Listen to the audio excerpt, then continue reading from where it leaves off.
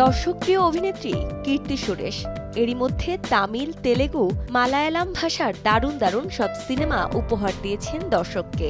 কাজের স্বীকৃতিস্বরূপ 2018 সালে মুক্তিপ্রাপ্ত মহানতী সিনেমার জন্য ভারতের জাতীয় চলচ্চিত্র পুরস্কারও পেয়েছেন তিনি। জানা যায়, প্রতি সিনেমার জন্য কীর্তি পারিশ্রমিক নেন 2 কোটি রুপি। করোনার কারণে দীর্ঘদিন শুটিং থেকে দূরে ছিলেন। শুটিংয়ে ফেরার আগে পারিশ্রমিক কমানোর সিদ্ধান্ত নিয়েছিলেন তিনি। এবার পারিশ্রমিক বাড়ালেন এই অভিনেত্রী, তবে আগের চেয়ে অনেক বেশি পারিশ্রমিক দাবি করেছেন এই অভিনেত্রী।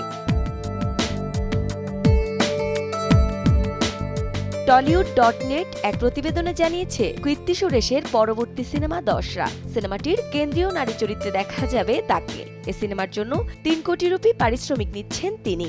সিনেমাটিতে তার বিপরীতে অভিনয় করবেন নানি। এটি পরিচালনা করবেন শ্রীকান্ত ওডেলা।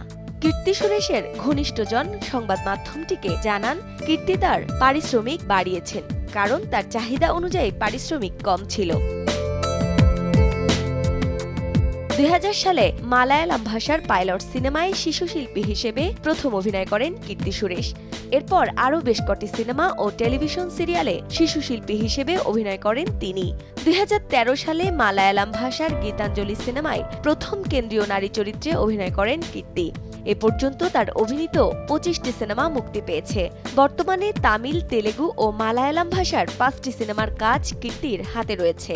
এরই মধ্যে 4টি সিনেমার শুটিংও শেষ করেছেন।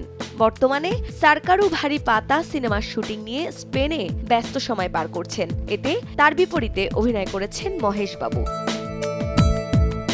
প্রান্তি সারোয়ার, সময় সংবাদ।